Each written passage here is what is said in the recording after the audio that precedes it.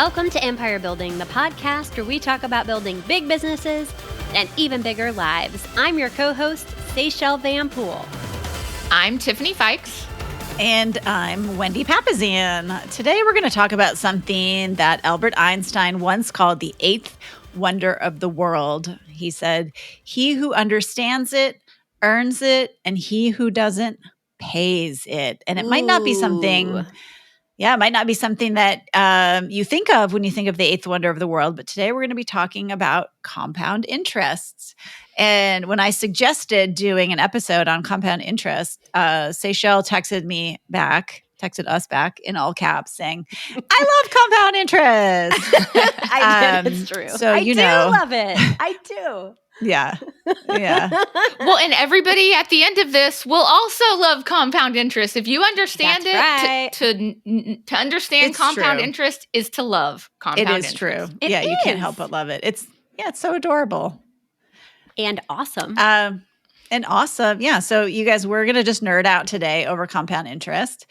And, there's so many real life examples of how compound interest, we're going to talk about compound interest in the financial world. But the reality is that compound interest can exist in every area of your life. And it's the idea of repeatable activities done over time adds to a sum greater than the pieces. Which is really powerful. And that can be in your personal life, physical health, really your job, your wealth building. So so compound interest can be super powerful. I love that. All right. Well, let's do this, nerds. Let's do it, nerds. Okay. So I think it's really important. The first thing we need to talk about is the difference between simple interest and compound interest, because I think that sets up everything else. So simple interest, let's just put it into like basic terms. So Tiffany chooses a savings account that offers simple interest at a rate of 5% which she would never do. A year, which she would never do. So we can just already know this is a ridiculous example because Tiffany would never choose simple interest. But let's say she did. She's feeling risky. She wants to just like not maximize her money. So with simple interest, her money grows at a constant rate, and the interest is calculated only on the principal amount. So let's use an example here. In the first year, Tiffany's account has $1,000 in it, and it earns 5% on it, which is a whopping $50. Big money. So at the end of the year, her account balance is the $1,000 of initial amount, or her initial principal, plus the simple interest amount of $50. So her total amount is $1,050. And the second year, she's going to earn $50 again on the $1,000. So her balance after the second year is going to be the $1,050 that she earned the year before, plus the $50 she earned again off the $1,000. So you're always earning interest with simple interest. You're always earning interest off of the base amount that you have in there, not off of the extra money you're earning, which is, not the best, if you want to know our opinion. But it's not the worst. But it can be putting better your money than nothing. Under your mattress, you earn nothing. So this is true. Simple interest, better than nothing. This is absolutely true. Let's talk about compound interest. So on the other hand, Seychelle opts for the other option in that bank for her saving account, which is because she just loves compound interest. So she chooses a saving account with compound interest, and she gets that same rate. So she still gets 5%. So with compound interest, it's calculated not only on your initial deposit amount or your principal amount, but also any interest you earn. So it's basically like at the moment in time that they are figuring out your interest, it's the whole amount that's in your account, not just that beginning part that you started with. So let's go through that same example. In the first year, Seychelle's account is going to earn that 5% on $1,000, which is $50. And I know Seychelle was dissing on $50, but I also know Seychelle would pick $50 up off the street if she walked past it. I would, and I would buy pizza with it if I'm being honest. So we are happy with our $50. Absolutely. But her account earns the same that mine did. So at the end of the year, her account balance is $1,000 plus the $50, which gives her $1,050. So now here comes the difference. Year 2 and into perpetuity is where compound interest races ahead and wins. So in the second year, Seychelles' interest is calculated on her new balance of $1,050 instead of my account on that simple $1,000. So she then earns 5% of $1,050, which is now $5,250, and her balance comes out $2.50 ahead of mine at the end of that second year, which doesn't sound super special, but wait. But wait, yes. So here's the thing about compound interest is it can really add up over time. So let's say you invested, both of you, you started with $100,000 instead of $1,000. After 50 years, okay, Tiffany, who's just got simple interest, she's going to have $350,000, which is pretty awesome. Pretty good. Yeah. Yeah. And drum roll, please, Seychelles is going to have $1,146,742.38, which is about 3 times as much. Which is much not terrible. That is awesome. Yeah. So that's the difference between simple and compound interest. And now we're going to tell you guys the top 8 things you need to know about compound interest. I love this. So the first one is your interest rate matters, or put in other words, the size of your interest rate matters. Size matters. So a higher interest rate I couldn't help it. Yeah, because we got to giggle. Let me just giggle about that for a second. I'm sorry. I couldn't help it. It Chuckle. was just like right there for me. Okay, so size does matter though on your interest rate, because a higher interest rate is going to lead to faster growth and the return of your investment. And even a little increase, honestly, in the interest rate can actually make a significant impact on your return over time. So let's just use an example here of like if you invest $100 a month.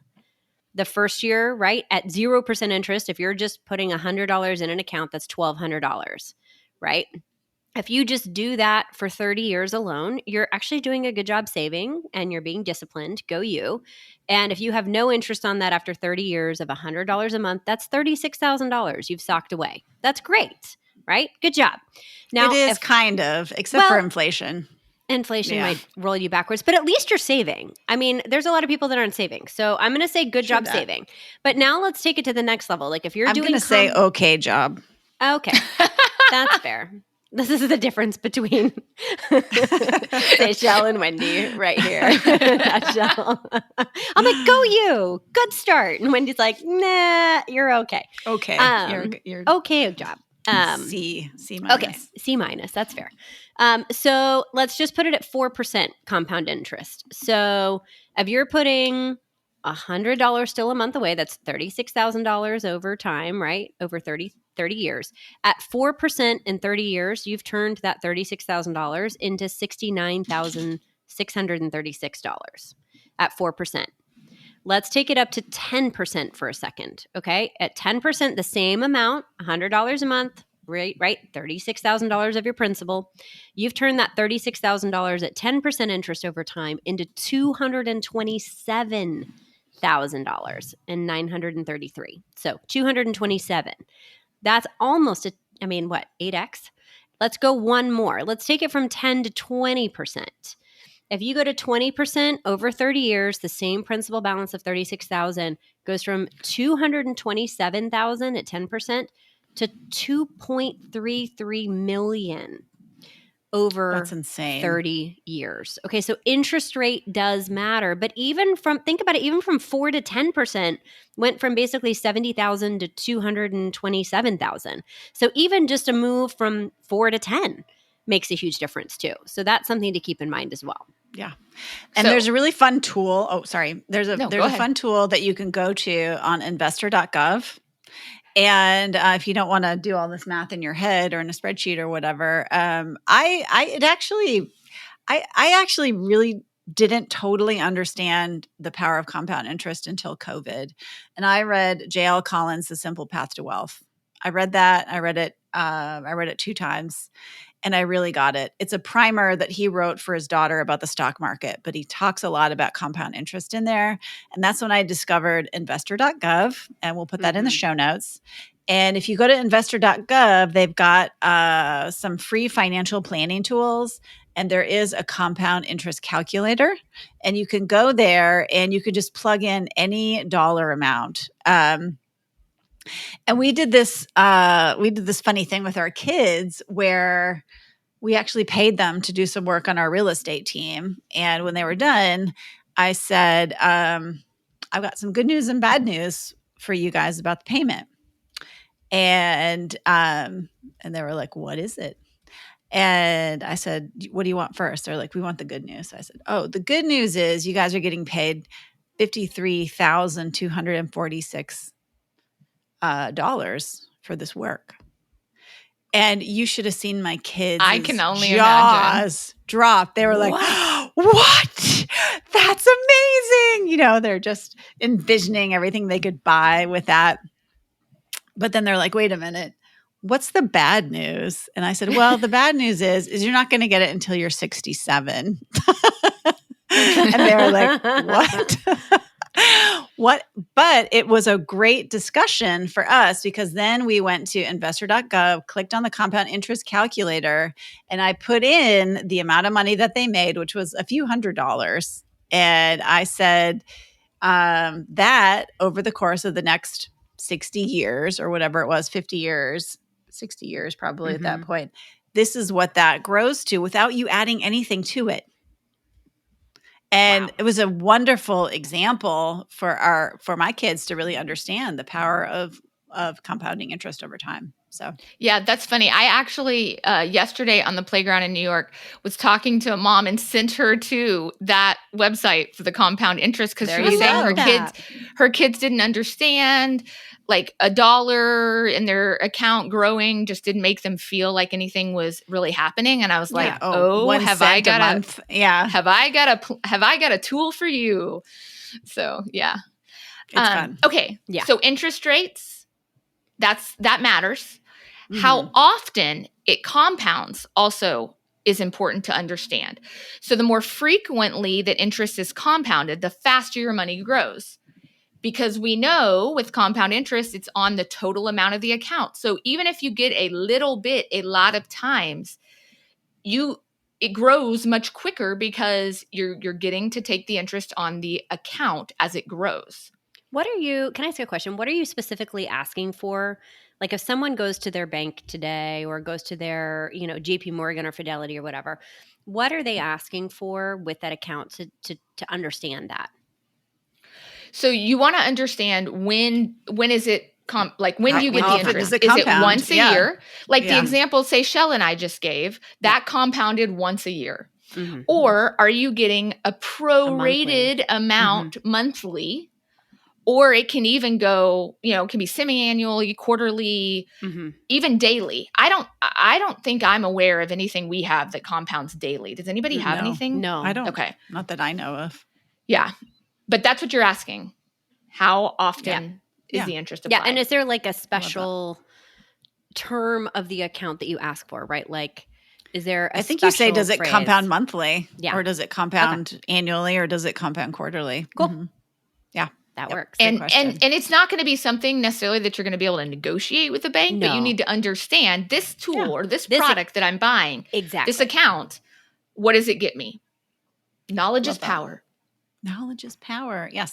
All right. Well, and then number 3, your timeline is really crucial. So compound interest is highly time dependent.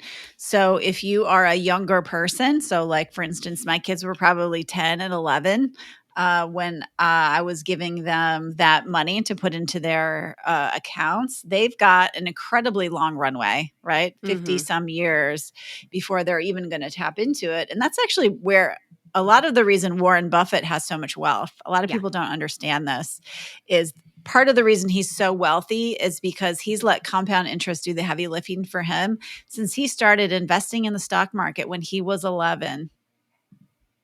He was 11 years old. Now he's in his 90s.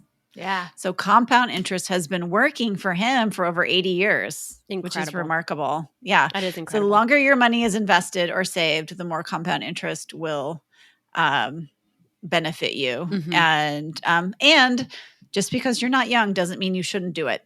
Yep. Right. It doesn't every mean bit you helps. Do it because you can still take advantage of it. And this is really your entire wealth will happen to you. Like I can remember I was teaching a class in Minneapolis 5 years ago or so. And I did this thing where I charted our net worth.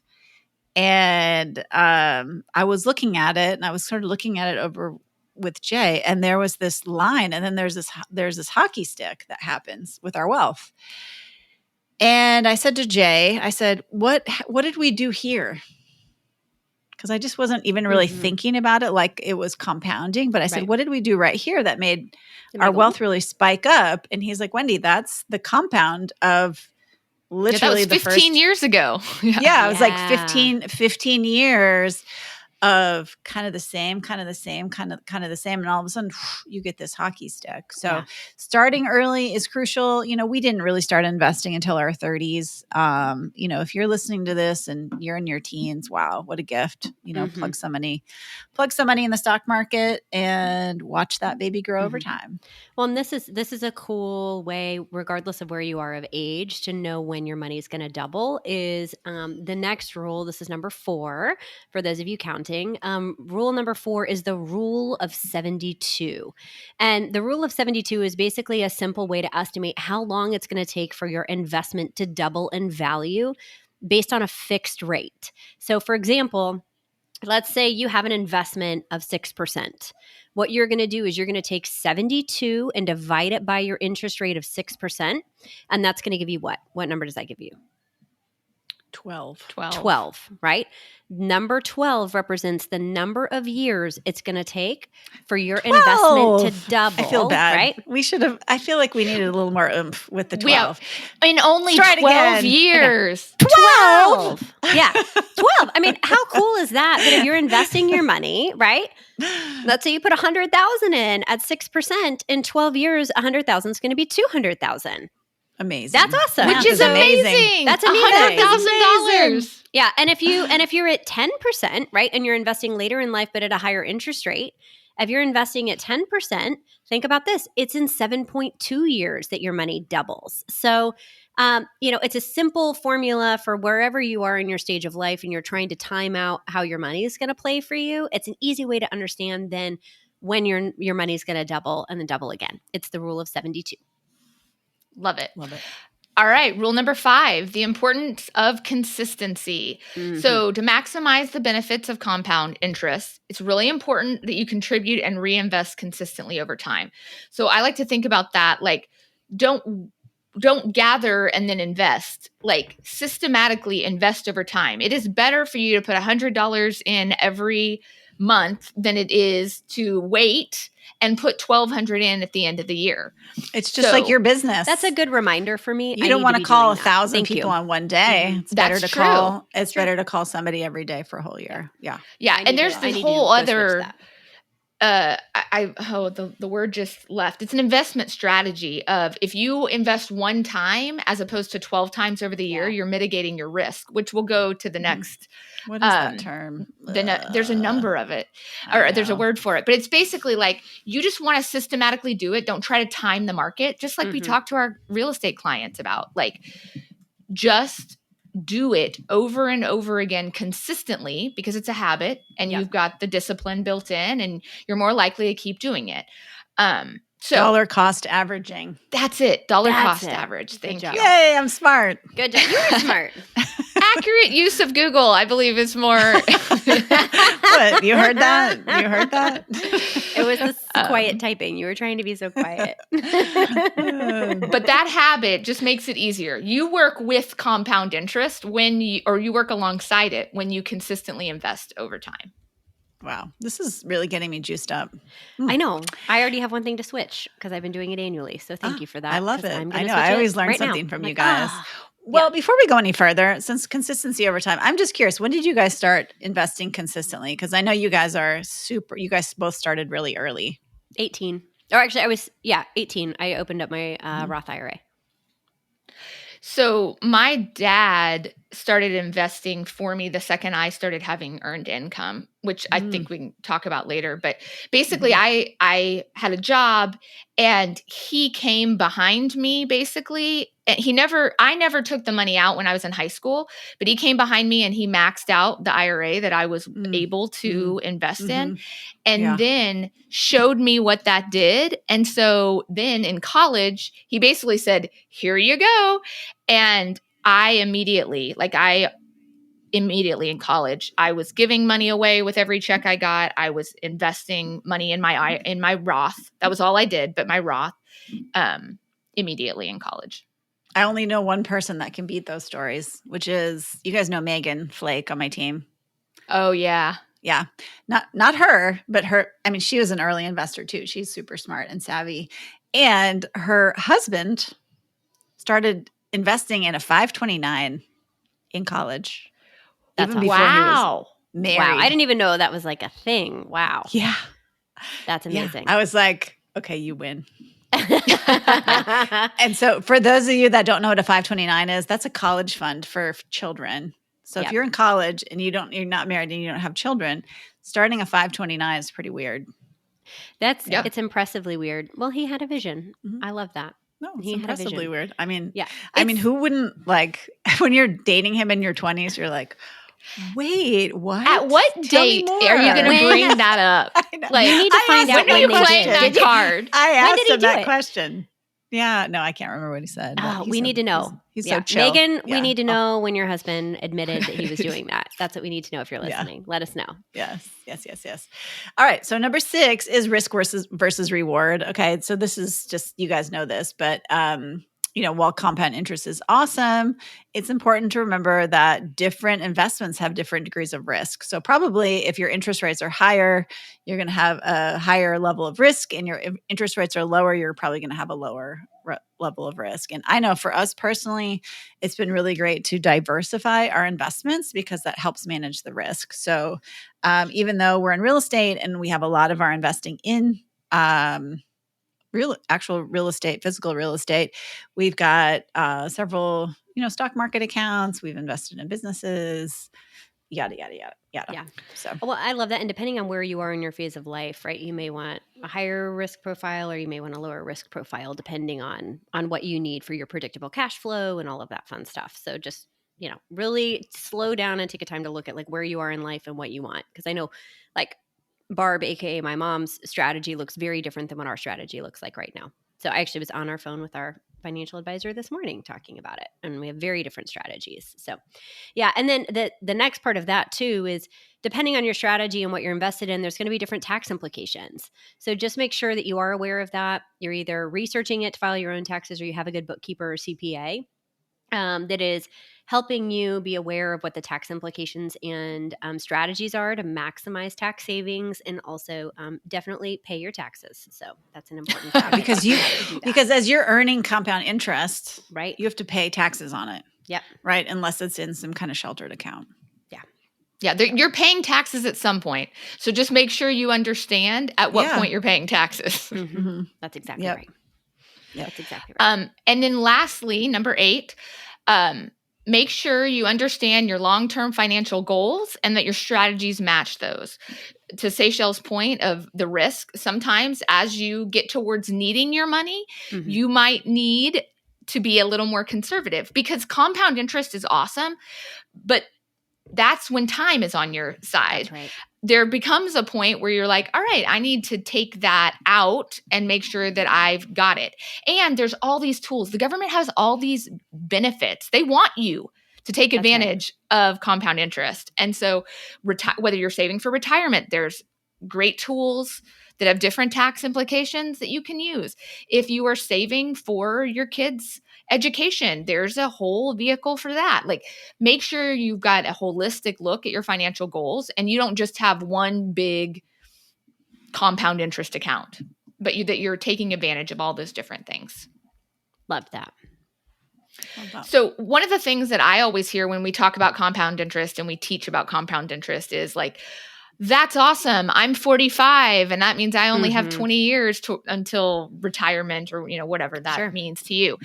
And so what I always encourage you is, if you think, it's too late. Well, number one, it's not actually too late. Wendy's already talked about that. But who can you bless with this information? Like if this is blowing your mind and you say, I wish I had done this at 18, or I wish I was Megan Flake's husband who had done that in college, Daniel. Daniel. Okay, great. Who's actually a financial advisor. I'll just give him a shout out. Well, that feels right. That feels accurate. And if you guys need some advice, you should maybe call him. Message me and I'll hook you guys up. But like teach young people whether they live in your home or not, send them this podcast and encourage the young people, the like really young people who can really blow the lid off of it with compound interest about this. Like I already told you the story about my dad. Like what a gift that was. Yeah. He was doing that for me I didn't know that it was happening. And like, that's what I want to do for the kids in my life. Like when your kids have earned income, or when any child in your life has earned income, they can start taking advantage of that. And you just do it once for 1 year, $1,200, to one kid that like that is a lot of money at the end. It's $38,000, like to Wendy's point. You can gift someone $38,000. It's crazy. It's crazy. Amazing. Yeah, it's crazy. It's crazy. Well, guys, this was an amazing episode. I know we all love to talk about this. We are for sure the nerdiest of the 5 podcast hosts, I would say. I would agree. Yeah. Yep.